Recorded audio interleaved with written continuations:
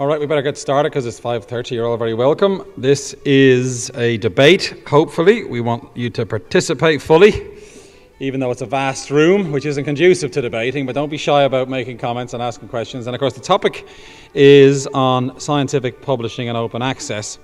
And we have several speakers who are going to give their views on this. And I thought we'd just kick off, though, with defining the questions that were set initially, and you can see them here on the screen. And these are the topics we hopefully will cover. Now, nobody's going to answer these one by one, we don't think, but let's just see if we can maybe address them. And the first one is the transition to full and immediate open access to research papers inevitable? That's the first question. The next one is, does the growth of open access threaten the quality of research papers? Because that seems to be an issue that people worry about. The third is, how will the science literature evolve over the foreseeable future? Fourthly, how will the roles and funds of researchers, publishers, research councils and universities need to evolve?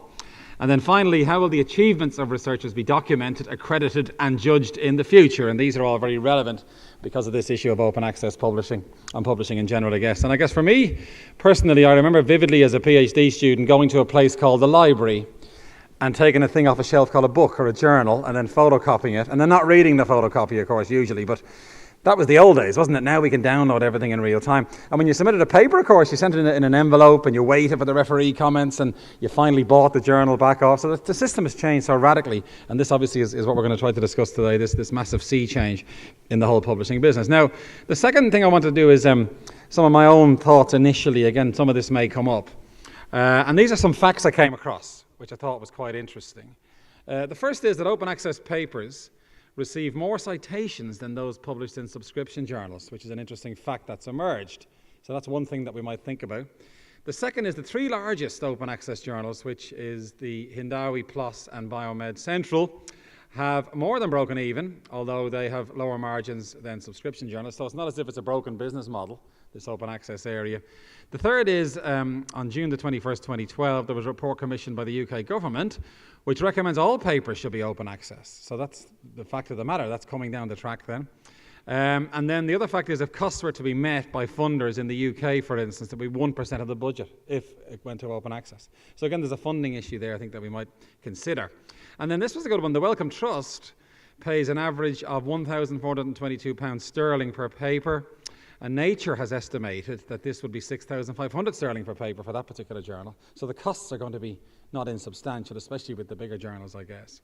And then another important thing, I think, is the Institute of Physics, for example. These are UK stats because I got them from a piece I think that was in Nature, actually.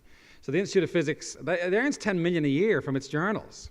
And it uses that money to fund education and outreach. So if we do go to open access, many societies will lose a source of income to fund things like, studentships and travel bursaries and so on, and that's an unexpected consequence of open access, and that's something that I think we need to think about as well. So even though open access seems like a good idea to some people, it could be a disadvantage, and I think we should touch on that. So there's some of the thoughts. I'll go back to the list of questions maybe to keep in mind as we go through it.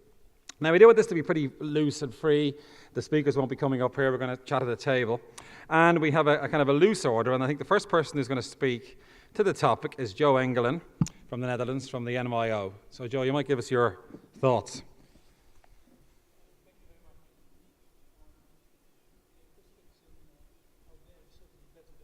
But I thought you called me Joe. That sounds cool, but the name is Jos.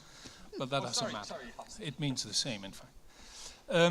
Now, as far as open access scientific publishing is concerned, I have a few positions and a few remarks to make that then later might fuel the discussion. I'm not going to answer these questions explicitly one by one, but implicitly perhaps give a few indications. Now, first of all, what are the reasons to want open access to scientific literature? Very, very simply, it eases access. It takes away obstacles to collaboration and it eases inter- and multidisciplinary research. And of course, it allows then subsequently to create innovative search engines and so on. So that is the first and most important reason. The other is that it also eases access for the private sector, the small and medium enterprises in particular. And then the third reason is that publicly funded research should be freely available, period. It has been paid for. And in practice, if you read about research results in the newspaper, you should be able to look up the source. I have a very few examples. They're recent and they're personal, and they refer to the Dutch press. But I read in that press about a bacterium that can grow by using arsenic instead of phosphorus. I'm not a biologist, but I was interested, and it was published in Science. Now, my institute has a subscription to Science, but I couldn't get hold of it because this was published in Science Express, which is for the really hot papers, and it was more expensive even, and as you now know, it turned out to be a wrong article. And I imagine you had paid for that. Second one, navigating the Anthropocene, improving Earth system governance. Read about it in the paper, published in Science. It's for politicians, it's for governance people, but it's unavailable. Third example, read about it in the paper, observation of Xi star Sab B. Now, I don't know how that got to the paper. That is in my own field, high energy physics, so I got hold of that easily. It's very interesting. And there's open access. Antarctic ice sheet loss driven by basal melting of ice shelves. Very, very relevant. Very good paper. Nature.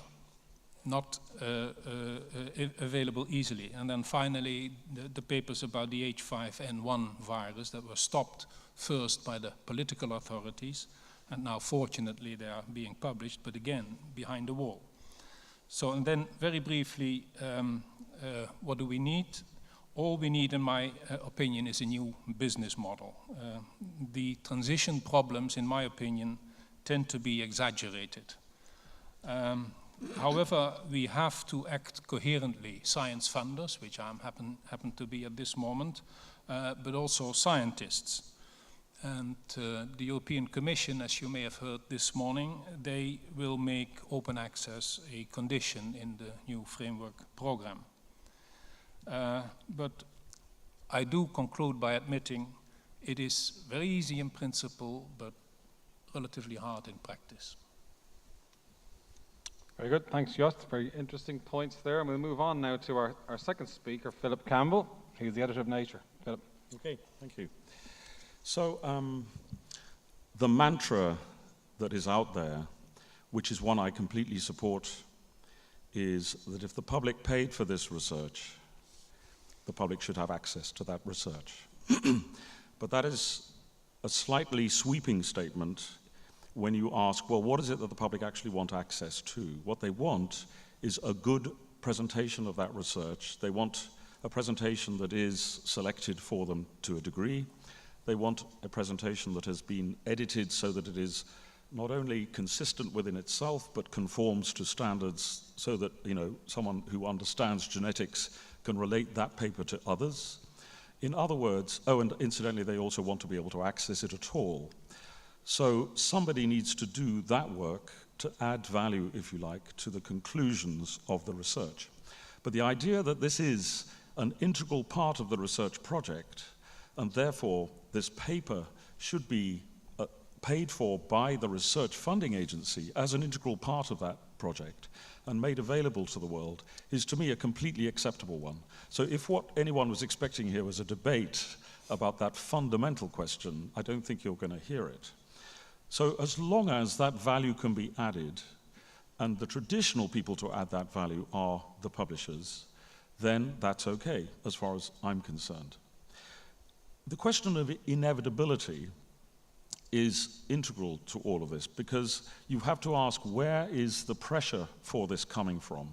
And to me, although there are very active advocates within the research community, the real dynamic that I see is coming from the policymakers and the politicians, which is fine, that's absolutely fine, provided that then carries through into a decision that switches funds from the library budget to the funding budget for the research, if what you want is what they call gold open access. That is, the paper is free at the time of publication in its fully added value form as provided by the publisher. Now, there is another model of open access, which is what many people called green open access, which is what all nature journals, incidentally, are, which means that any paper that we publish after an embargo period, which in our case is 6 months, can be deposited in its final author form in a repository freely available to anybody. That's green open access. And I think what is absolutely inevitable on quite a short time scale is that that will become a minimum requirement from many funding agencies, including the EU. Whether the gold open access, in which you have money to pay for that immediate access, becomes a requirement from funding agencies is much less clear. I think Britain is heading in that direction. Whether it'll get there, I don't know, but the reason Britain is well placed for that is because the library budgets and the funding budgets are all under the same ministry, and therefore it is a relatively easy job to make that transition. But it's still a difficult job, as anyone who follows this will have seen in the Finch report. Nature Publishing Group, I should just say, I'm an editor, I'm not a publisher, I'm not responsible for the business model that we pursue, so it's not up to me to make the decision as to whether Nature itself, for example, will allow authors the option of paying for free access. I would personally love that to happen, and I'm just going to give you a very quick example of why. A particular topic that I'm interested in at the moment is neuroscience and psychological treatments in the context of mental disorders. And I had to do a lot of research in that literature, and I just found myself dancing from paper to paper because it so happens that in the psychological treatments field, all of those papers are gold open access. It was a great pleasure to find that. It was very easy to do that job. More technically, over the next few years, in some fields, having a seamless literature which tools can explore, search engines and so on, is going to be increasingly important. But only in some fields, I think, as far as some of the people I speak to are concerned. But in those fields, having gold open access is an essential requirement for that sort of development. I see one statement in the previous slide where costs were quoted, and I just want to say one very quick thing about that. If you take a highly selective journal, and Nature is a highly selective journal, where you're paying the costs of rejecting 92% in our case of 11,000 papers that are sent to us every year, right? Then the figure 6,400, actually that came out of a press conference that I was involved in. What I said was that the highest number I had heard any open access advocate quote as being an acceptable upper limit for a selective journal in their mind was 10,000, okay? And I was saying it's going to have to be more than that if you want a standalone, purely open access model for Nature. And you can't do cross-subsidy and other schemes that the Public Library of Science have done. I would love to think we can charge less than that. But the bigger picture of that is if you look at the national budgets of a funding agency and you're looking at the average cost of an open access model for gold, of course, there will be a few papers that require that sort of cost, but the average cost is only shoved up a little bit. So ultimately, what will be the roles and funders of researchers, publishers, research councils, and universities? As far as I'm concerned, the onus is absolutely on the research councils to make up their minds as to whether this is something they want to do and to ask their governments to help them do, to pay for gold open access. I sincerely hope that they will. Thank you, Philip. Now we'll move on to Maria Lepton from EMBO. Okay. Some of the things I'll be talking about have been touched upon already, which is natural. I'm speaking here as a researcher, as an active scientist, as director of EMBO, where we publish 4 journals, 2 of them full open access, gold route. And finally, as the president of the Initiative for Science in Europe, and thereby on behalf of the European learned societies and scientific organizations, which are organized within the Initiative for Science in Europe. And it's the position of the academic societies, of learned societies, that will be the focus of my talk. And ISE is, in fact, working closely together with Euroscience, and we together have proposed and organized this session. So there are many things to talk about in relation to open access, but like I said, I want to focus. I just want to pick up on 1 or 2 small points. So open access to the printed literature is really only one part of the coin. And it's been said that it matters very much what the community out there really wants. And there's a difference between the man in the street who wants to find out about the disease that has afflicted the mother-in-law, and the scientists who want to reuse and reassess the data that have been published by their peers. And if I have time, I'll return to that at the end. The other point I want to make is that open access is talked about mostly in the context of the life sciences, maybe a little bit of physics. These are highly funded fields in which a lot of money goes to the individual researcher who is usually about able to pay the fees. But we mustn't forget that we're talking about a global transition, including fields that are not so well funded. And we have to keep in mind that it's not surprising that perhaps the researchers in the social sciences and humanities are a bit nervous about this debate. And so transition really has to take many things into account. And I was pleased to hear the commissioner stress this point this morning, that we also have to protect research as a purely intellectual activity, not just as an exploitable activity. Okay, to return to the main issue I want to discuss, I want to talk about protecting. We must make sure that the steamroller that open access has turned into does not crush existing positive aspects of the current publishing culture, as long as we have no solutions for the whole breadth of problems. The goal is clear: open access is a good thing, but the challenge is the transition. And the group to be protected that I want to talk about are the academic societies. And the point I want to make is that the income that is made from publishing can be a good thing for the community. And we need to be careful to protect that. We've heard it mentioned twice. So what is the importance of the learned societies? These societies are groupings of scientists with a shared interest in a particular research field, and who use their society to meet, to communicate, and to promote the interests of their field. This happens usually through annual meetings, through focus groups, and often through the publication of journals. And there are very important qualities of these societies. They are grassroots, self-organized units within science. I think that's really important. They have nobody above them who funds them, who tells them where to go, who determines what they do. They create communities across borders if they're transnational societies, and ISE represents the European societies, but the national societies are equally good because they run cross-border activities. And they're independent of others' funding or strategic priorities. They have to listen to nobody, whereby they provide a really healthy diversity in the culture of science, in our science community.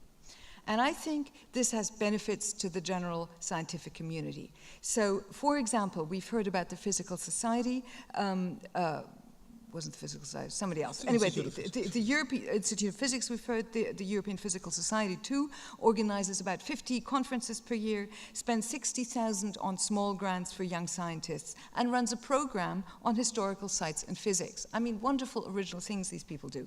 FEBS awards more than 100 travel fellowships, long-term postdoctoral fellowships, supports courses and workshops, and funds 125 young scientists per year to go to international meetings. EMBO, the organization which I head, uses income from journals to fund the maternity support and child support for its fellows. It runs the Young Investigator Program, which provides networking for the leading young researchers in Europe, etc. I could go on forever. And other activities of learned societies include science policy, science education, outreach. And for all these reasons, I would argue that societies are a good thing and we must protect them. Why is all this relevant? Well, we've heard it, because the funds for these societies often come from publishing. And it is this income that allows them to independently support all these activities. Now, why should that be crushed just because of a transition to open access? This is because obviously publishing does not exist in an economic vacuum. We've heard numbers mentioned. And we know that open access was in part at least driven by the anger at the greed of some of the publishers who make huge profits on the back of science, of already funded science, of publicly funded science. But this does not mean that open access can be done for free. Phil has just mentioned the example of Nature. I'll get back to that in a moment. It also doesn't mean that making money out of publishing is necessarily bad. The publishers have sort of become a bogeyman. They stand for everything bad, which is kind of absurd. Nobody minds about paying for a company that makes enzymes or that does sequencing services or delivers other services for science, paid out of public money. So publishers provide an important service. But even if you've already made the mental step that is okay, that it is fine to make money out of publishing, like we accept other services, you may want to say, okay, so let them make money out of open access. We've seen that it can be done. PLOS has been mentioned, Hindawi, BMC.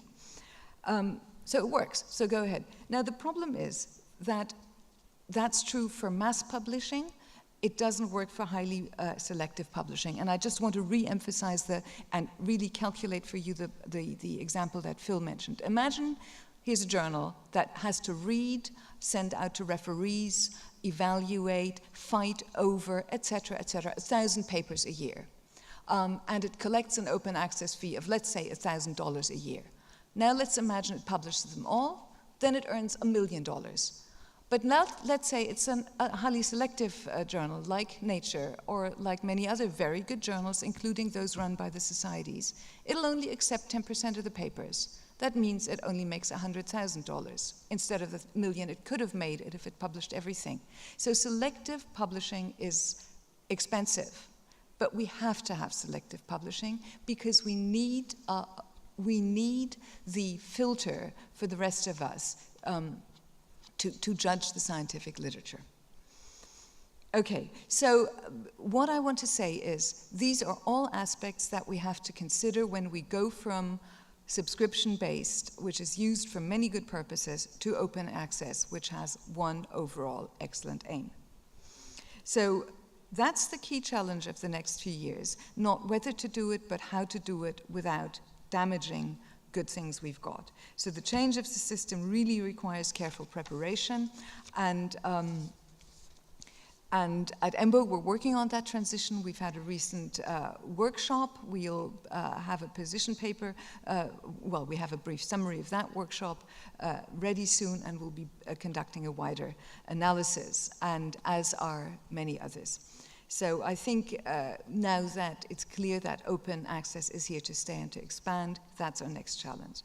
Now, I would close with returning to the point I made at the beginning and broadening the scope a little bit. Open access to the printed paper or its equivalent electronic version is a big step already. But as Phyllis said, it will allow completely new ways of searching the literature. What it still won't allow is direct access to the data. There's a huge gap. Many of the data in science are published as figures, as diagrams, as lines, and the underlying data are missing. So another big step that needs to be taken is to create ways of defining and developing tools and search engines that allow access to the underlying data. So a lot to do. Thanks, Maria. Now we'll have our last speaker, Alma Swan from Spark EU. Europe even, yes. Yes, good afternoon. I have some things that I'm going to say in relation to these questions, but I think I'll just start with the business model and the costs and all that, because it clearly is an issue that troubles our publishers, and I think there may be some answers, or possible answers here. I don't know about poor Phil's position, because he has a very special one, but I think for journals that are not in the League of Nature, there is another way of looking at this. We know that the money that's currently spent in the scholarly communication system is enough to take us into a new way of doing things, which means that everybody can have access. What we haven't quite worked out yet is precisely how to move that money around so that we end up where we want to go.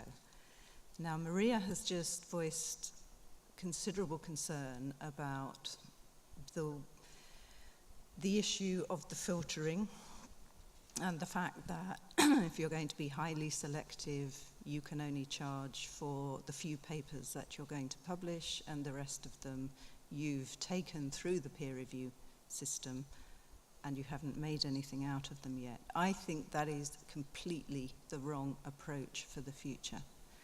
We have that single payment system because we had a print on paper age, and something called the publisher did everything to do with taking the information from the scientist and putting it out on paper at the other end. What that process is really is a series of steps, and the first one of those is managing the peer review system.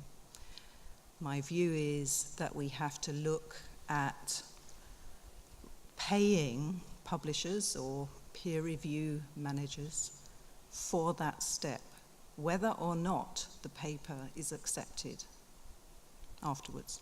So a submission fee is certainly one fair way to reward that service provider for a service that they're providing. If a paper is accepted, if it passes through that, then it can go either back to that service provider or to a different one who will then do other quality control steps like editorial quality control. But I think we have to start looking at moving the money right to the front end of the system and paying for the service that we get from the publishers. One of the things they say they add value through is taking papers through peer review. And I agree with that. And I think they should be paid for that rather than being paid for filtering, because it's much fairer to pay for that. That doesn't answer the nature problem, and I can't answer the nature problem simply here in 5 minutes. So let's move on. Do I think open access is inevitable? Yes, I do. It's inevitable because it's best for research, it's best for the researchers, it's best for the funders because they get a lot of benefits from having an open access literature that they've paid for, and it's best for society. And when we talk about society, we're not just talking about the people who have illnesses or someone in their family has illnesses and they wish to look up something in the medical literature.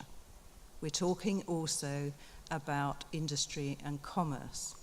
And the companies that are creating the wealth in our society are innovative companies that need access to basic research. They don't need access to journals. They need access to papers. And that question specifically says open access to research papers. I think, yes, it is inevitable. And I think we're starting to think about dissociating the concept of a journal from the concept of the paper, or the issue of the paper, because the paper is what is of use to most potential users. The concept of the journal is an academic thing, because journals confer reputation and there's a hierarchy of journals, and academics use that as a kind of shorthand for judging quality. Whether open access threatens the quality of research papers, I think, is a good question. I think we've already seen some examples of very bad open access journals that are imposing little, if any, quality control. That is worrying. I think there are also some subscription journals that are in the same boat, so I don't think it is an inherent quality of open access, but I do think that open access has provided a new opportunity for some people to see a way of making some money quickly and exploiting researchers in the process. And I really disapprove of that. I do think the literature will evolve as a result of a move towards open access. Maria, again, was it you that talked about data? Yes. I think the issue of data that underlie research articles is a very important one. The article is, after all, just a summary of what has been done and is, again, a relic from the print on paper age, when it was impossible for a scientist to reveal to the world everything that they had created during that scientific process. It had to be a summary that could be printed in relatively few pages. Now, everything's done electronically, data sets are created electronically, and we would like to see those data sets that support an article also made openly available. Some journals already have policies to help with that. They insist that the data sets are deposited either in a public data bank somewhere or in a repository or even with the publisher itself, but made openly available for others to reuse. I think that's one of the key changes that we will see coming along as new ways of scholars communicating with one another evolve.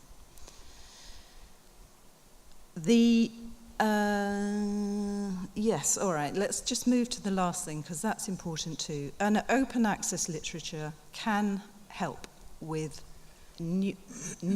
creating new ways of measuring and assessing and thereby managing research programs and researchers individually.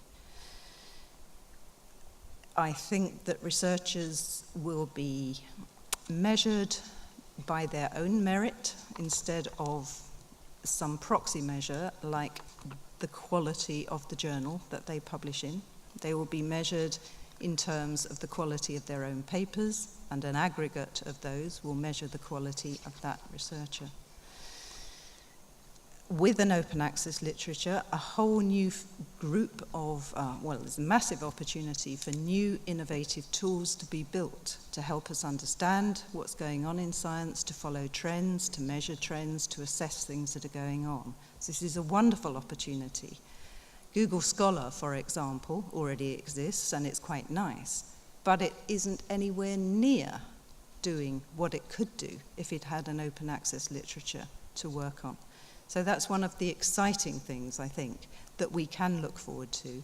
And research funders, of course, have a vested interest in getting there because that is going to help them with their agenda.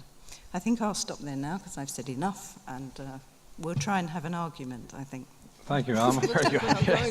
There isn't much of a debate. Everybody seems to say open access is inevitable, right? But did you want to come back, Philip? I just wanted to pick up, not actually argue against anything that Alma just said, but there is an issue in terms of the role of journals versus the role of papers. So what I would see as the extreme example of an attempt to get away from the journal and into the paper is PLOS One.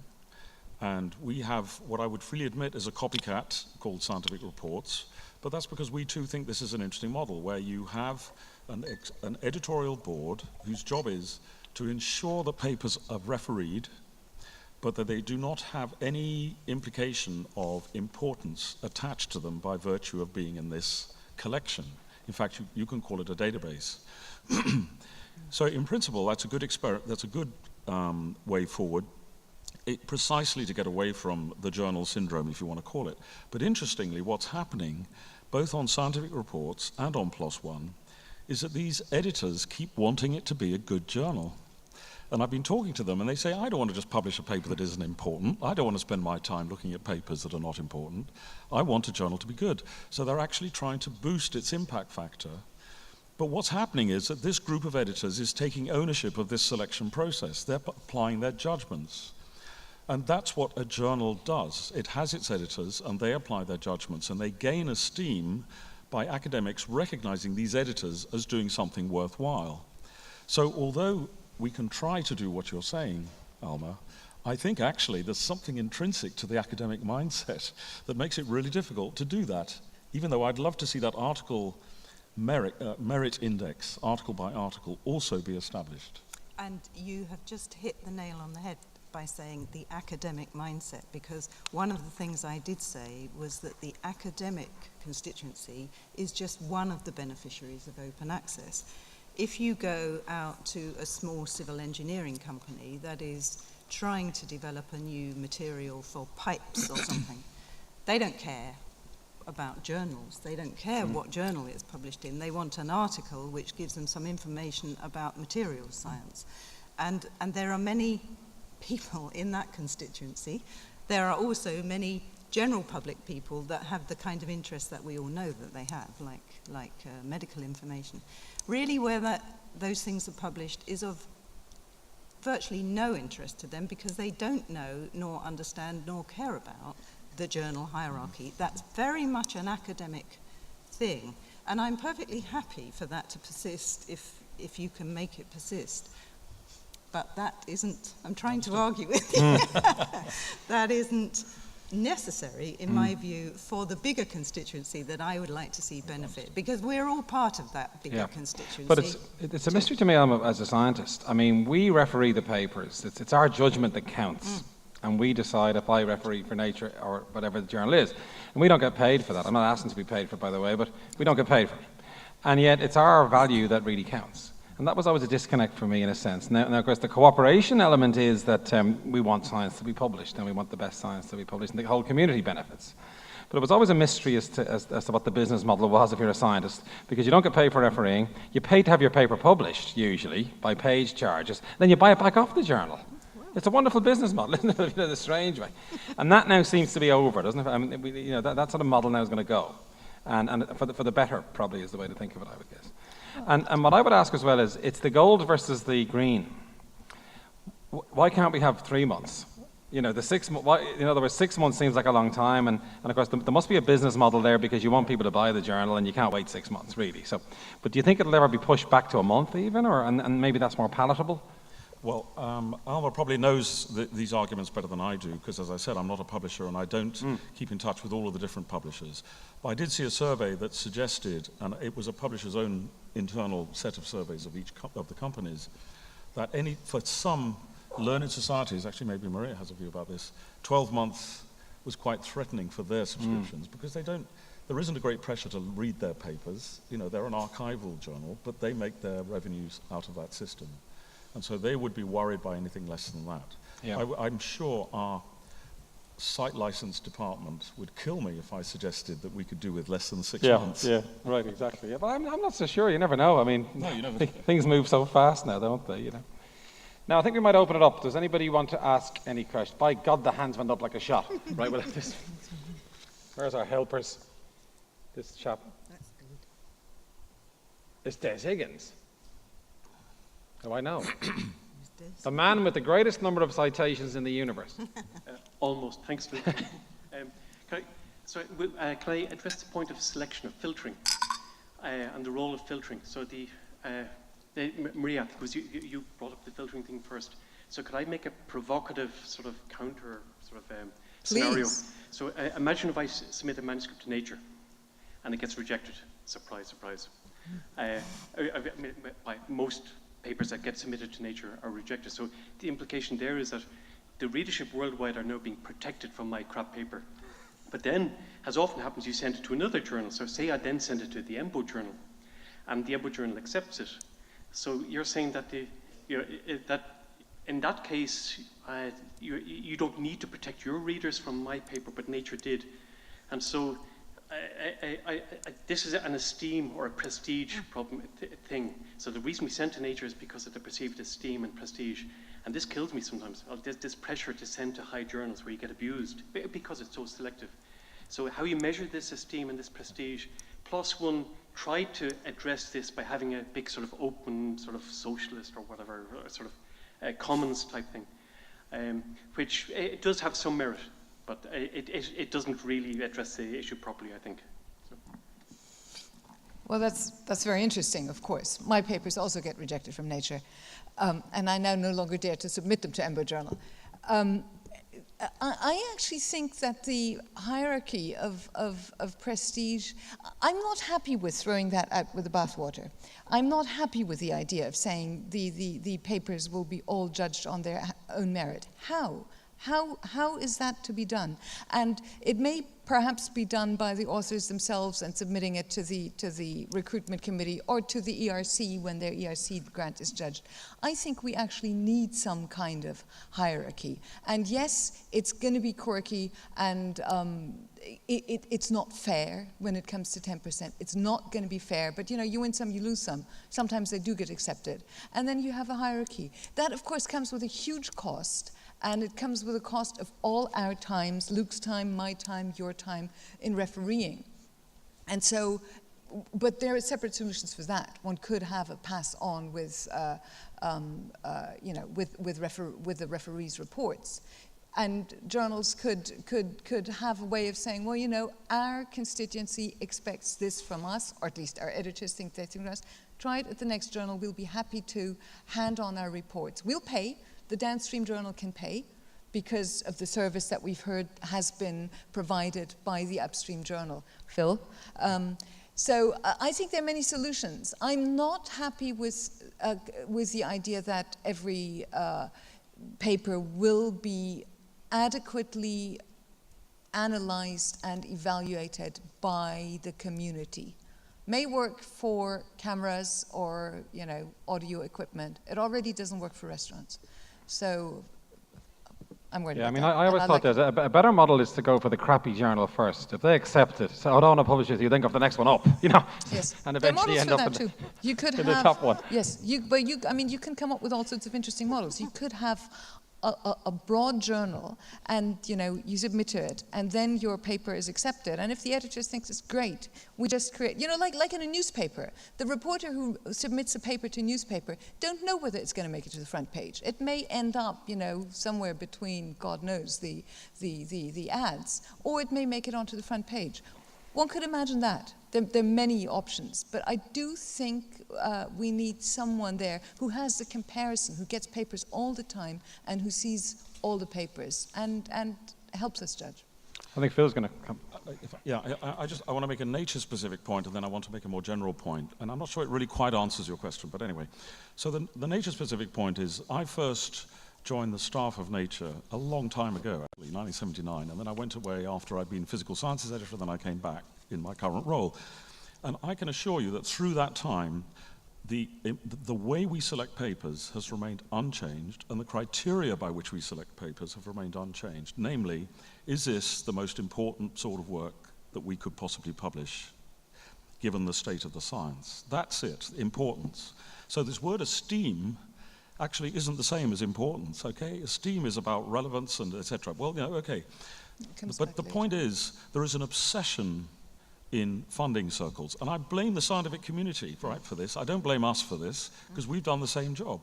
I blame you guys and women who make your way up the pole and are in charge of the system, and you insist, and you've built up this horrible system where if you haven't had a Nature paper, so now to the general point, right? I heard, what may be true, anyone can correct me, that a Howard Hughes Medical Institute investigator, so one of the most prestigious posts you can get in the US, you get renewed every 5 years. And what they're now saying is, if you haven't published 5 game-changing papers in the last 5 years, all right, forget which journal they came out in, game-changing papers, right, in the last 5 years, forget it. And they're turning down really great. So that's one measure of pressure. Another measure of pressure is I had a breakfast this morning with Porridge with the Prof, it was called, with doctoral students. And there were a lot of them were saying the pressure they feel to publish, to an extent that they think is, in some cases, unethical, because they just don't feel the research has been carefully validated enough. And that's you guys. Yeah. Well, it's the dreaded publish or perish. We've known this for donkey's years, haven't we, really, as well? And I think it's got worse. Josh, you want to... But there are other... No, well, this discussion is going away from open access, proprement dit, the fact that we're overemphasizing Nature, that's perhaps due to the presence of the editor-in-chief. Indeed, we should not get into a circular argument here. First of all, why is it so interesting to get your paper published in Nature? Because it is so hard. It's as simple as that. Why it is so hard, I do not know. Phil says because we are very selective, we are only selecting the best. Maybe. I don't exactly know how you do that. It's very hard to only select the best. But then we get into a circular argument, and then you get overloaded with submissions that you cannot handle. And then the gentleman who is apparently a very successful scientist, sorry, I can't see you from here, says, and then I send my papers, and obviously he does not think they are crap, to a journal that is probably also very good. It gets published there. So what have we gained there? I don't understand what we have gained there. So I only want to conclude in, please do not overemphasize the importance of nature. Let them do the way they do it, and Philip is very happy to do it like that. But don't overemphasize the importance of it, and please realize that in this way, and I'm now talking to those who have to indeed decide on promotions or permanent positions, that in this way you give away your human resources or science policy to an a priori opaque process happening in the editorial board of Nature. That is crazy, and that has nothing to do with open access, by the way. I think the worry, of course, is, I mean, we see when Science and Nature publish papers that are wrong, the system is badly let down, and because I'm not trying to say there's anything wrong, I'm sure they do their best, but occasionally, and we see this arsenic bacteria story now, you know, as an example. Nature. Oh, I know, but even still, I'm sure Nature's published things that were wrong occasionally. Sure. Now, we need more from the floor. Oh, this one here. Thank you. And then we'll go over there. Yep. Graham Hawley from Science Foundation Ireland, but formerly an editor for Wiley VCH, so very much from the profit side. I just wanted to pick up a point really from what Alma made, and this again harks back to your discussion just a couple of minutes ago, I suppose, regarding reputation of journals, I guess, and saying that I think what was quoted was an academic thing, and I would disagree with that completely, really, because at the end of the day, the importance of a journal is not just felt by the academic community, but also certainly by the funding agencies, by peer reviewers, and by potential employers for students who are working through their PhDs and so on. So it touches on so many more aspects than just the academic community itself. So I think it leads to a very important question, which I'd like to put back to you, I suppose, and that is, as we move towards what might be being called the inevitable move to open access, what will you do, or how do you recommend you go back to these people, the future employers and the funding agencies, and get them to understand how work can be not just put in echelons of better journal to less good journal to smaller journal, but actually can be treated equally and fairly wherever it's published in an open access environment. Thank you. Was that to me personally? Yep. Oh yeah, okay. All right.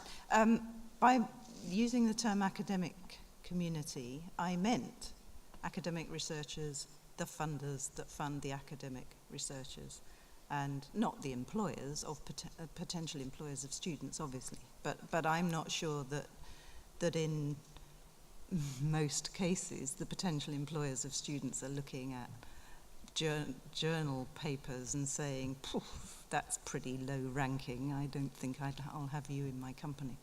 So that is what I mean by the academic community, and I'm contrasting the needs of that community, which I fully understand, but I do agree that you've brought it on yourselves, the academic community, this whole pressure and the issue of where to publish. That's been done by the academic community. But outside that is a massive other set of constituencies that can use this material. And they don't understand journal hierarchies, nor would they ever be interested in that. It has no bearing on their lives whatsoever. It only has a bearing on the lives of academic researchers, because you have developed this internal system for evaluating each other and yourselves by looking at where you publish. So that was my point. I'm talking about the benefits to all those other things. The academic community may wish to persist with this journal hierarchy, and if they do, okay. But I'm fighting the fight for other constituencies too, and what I know they need is access to the information quickly and straightforwardly without restrictions on what they can do with it. I think a really disturbing development. When I was a young student, there was no impact factors. They have had an evil influence on this business, I think. Because like the biochemical journal where I used to publish was seen as a very good journal. But as soon as the impact factors started, it's not that good anymore, and suddenly it changed. Now we better get on with the audience. Up here, number 3.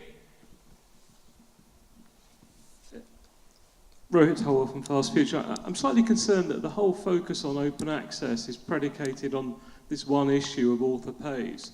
But if you look around the world, there are a number of different business models that can be applied to fund open access. And the most recent one we've seen was the idea of having the reader take a single question survey that's sponsored by someone before accessing the paper. We've seen the idea of using advertising or having sponsors for a particular period of time. I think you've got to really broaden out the debate beyond author pays for a lot of the journals that we're talking about. The other thing is, I think with EMBO, I think you're there confusing the issues of openness and transparency with the problem of losing revenue from the journal if it goes open access. Because if your members are no longer paying for their journal, then they've got more cash in their hand, and then it's up to you to convince them that all those services you currently fund through the revenues from publishing could be paid for by them by increasing their membership fee. You know, it makes you more transparent and accountable, I think. Sorry, there's a confusion there. So the income for the journals does not come from membership fees. MO members pay 0 fees, so we don't get anything from the members at all. Learned societies do pay fees, but they're minimal. They don't pay for the subscriptions. The big income comes from the libraries. That's where the big bucks come from. And the transfer, I agree, if it was within society, that would be an easy solution, but it isn't. So the journal Cell Biology or the EMBO journal and so on, they're published by big publishers and they're sold to many, many thousands of libraries throughout the world. And that's where the money comes from. And that's what Alma was saying, that transition. The money's in the system, but the transition is difficult. And in some countries, the money is in fact in the same ministry or in the same funding organization. In some countries, it isn't. It's, you know, it's not the same people who fund the science as those who pay the libraries and give them money for subscriptions. So it'd be wonderful if it was so easy. The total, you're right in the sense that the money is there, but getting it from A to B, getting it from the end to the beginning is very, very difficult, goes through a very contorted route. It's interesting how the function of libraries has changed hugely, hasn't it? Let's face it, libraries are not what they used to be. You know, libraries were places to go to get the journals. Now that went. And now they seem to be just places that pay for journals, as it were. Seems to be the main function. Now we'll go over here, number 2. Niamh Brennan, Trinity College, Dublin, and I've also managed our institutional repository in which you will find many of Luke O'Neill's, I think most of Luke O'Neill's papers available on green open access, and which are also available through RIAN, the Ireland's open access portal, and very soon through Open Air. They're only my papers, God, that's special, isn't it? Not just yours, Luke. Interestingly, you know, there are actually, you know, thousands of green open access papers, and I'm really pleased to hear this debate. It seems to me, I hope we can possibly say ESOF 2012 goes for green. Because the question, and maybe I can come back to the panel and ask, am I correct in saying this? There seems to be an acceptance that this sort of freemium model, that the basic post-print version of the paper after peer review can be deposited and made available either immediately for some publishers or with a 6-month embargo from the point of view of Nature, and some others maybe a bit longer, but that seems to be generally accepted. And can I also say that in the libraries in Ireland and elsewhere, that nobody has cancelled any subscriptions to any journals, even though they're running these open access, green open access models. So my question is, does ESOF 2012 go for green? No. No, no, and okay, maybe we can talk about that, because there's a tendency to kind of, you know, move away from the green model and go to the gold without looking at this model. We were in the peer project this year, and practically overnight, so 11,000 papers appear in our repository from publishers like Elsevier, Springer, Taylor and Francis, and so on, as a very interesting example of how technically this can be done. A fantastic service for the authors and the institutions who pay them, and the funders who pay them, I suggest, particularly for those of us who subscribe to the journals. I know that Nature is working with some Scottish universities, I think, on exploring this model about the automatic deposit of the bibliographic information and the acceptable open access version of the paper directly into the institution. And I just wonder whether we can get some level of support for this, because that would be enormously useful, I think, to the institutions. Let's not forget about them. They have to pay for the researchers and for the research to get done, and it would help an awful lot if we could actually move forward in partnership in this area. Thank you very much. What percent are green then? Do you know, Niamh, the percentage of journals that are green access? The latest figures, I believe Alma can probably confirm this or otherwise, but I believe it's somewhere between 60 and 70%. Right. And some of the major publishers, like Elsevier, for example, is completely green, and I don't work for Elsevier, of course, but immediately green, that we can deposit their papers straight away and make them immediately available. Is that gold, though? That's no, green. That's green. Okay, yeah, right. But it's 6 months is the green standard, is it? No, it's really important to get this right. The majority of the green publishers will allow immediate. And that's what we do with your papers, Luke. Right. We make them available immediately on green open access, and it fits in completely with the publishers' copyright policies. You can check them all on the JISC-funded Romeo Sherpa list. It's a database online, and you can look up Springer's policies. Again, green, Elsevier's a green, Taylor and Francis possibly less, so it varies. So you're suggesting that we should send out a signal that they should all be green from now on? There was a clear no here. There was a clear no here. I know there's a clear no from Jos for some reason. Who works for Elsevier. No, sorry, yes, I'm joking. It confuses the discussion a lot, and I have all sympathy for what you're doing and achieving and attempting. But in the end, that is not what open access publishing is about. No. Perhaps it's not what open access publishing is you about. allow the models to coexist, right? So the publishers who sell their subscriptions, and at the same time they allow you to put them in a repository. Yes. That is confusing the situation enormously, and I wonder in whose interest that would be.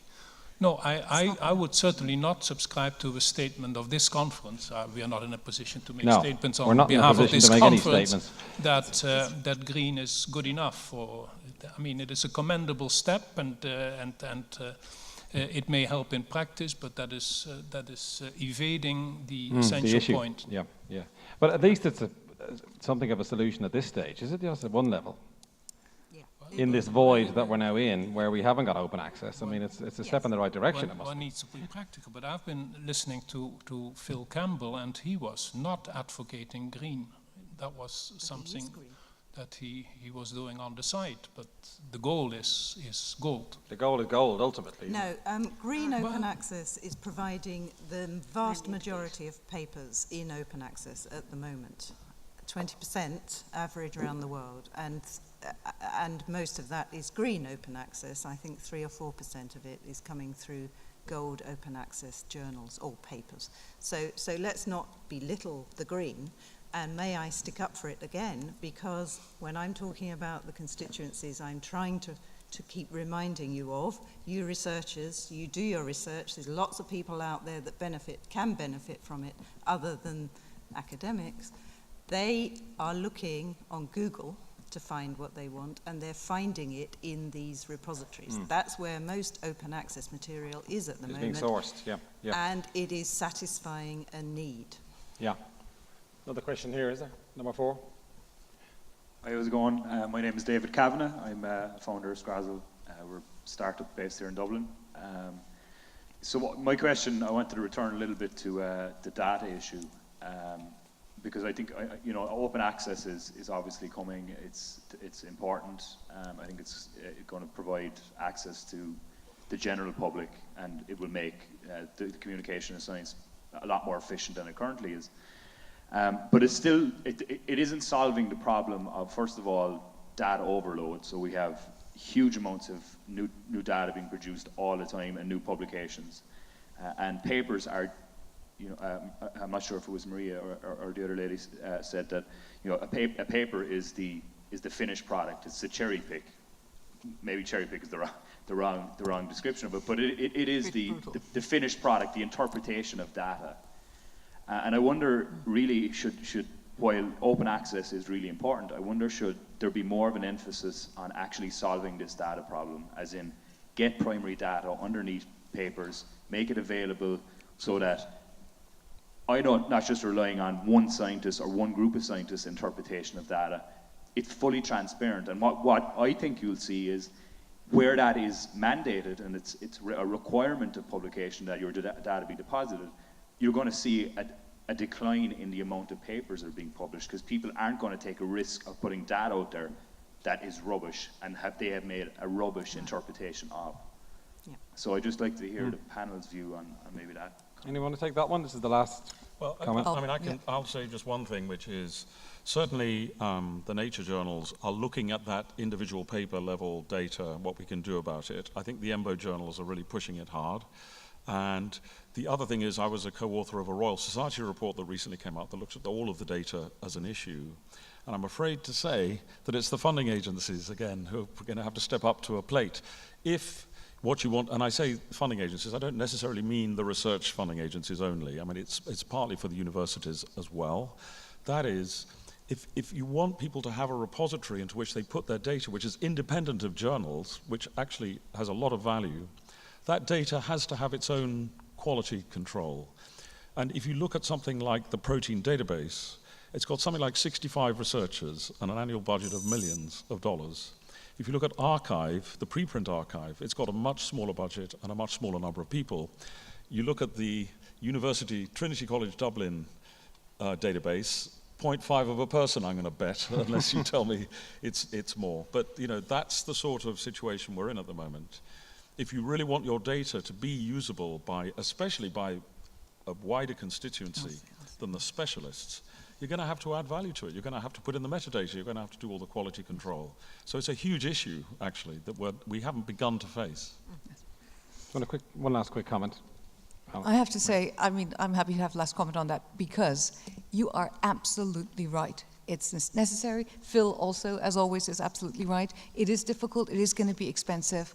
It has to be done, and we're doing it. We're piloting it. Our journals encourage the authors. We can't force them to do it because we don't have a mandate to force them. We encourage them. Many take it up.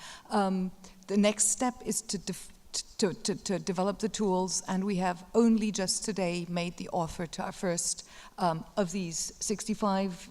It'll have to be done through the journals in the end. We're just piloting it. It needs to be done. We need money for it, so funders, please fund. It'll be essential to fully exploit the data that have been produced by scientists in the future. Okay, thanks, Maria. I think we'll draw to a close now. I hope you've learned something, and I wish you all the best of luck as you grapple with these journals. And let's hope the future's gold. Thank you.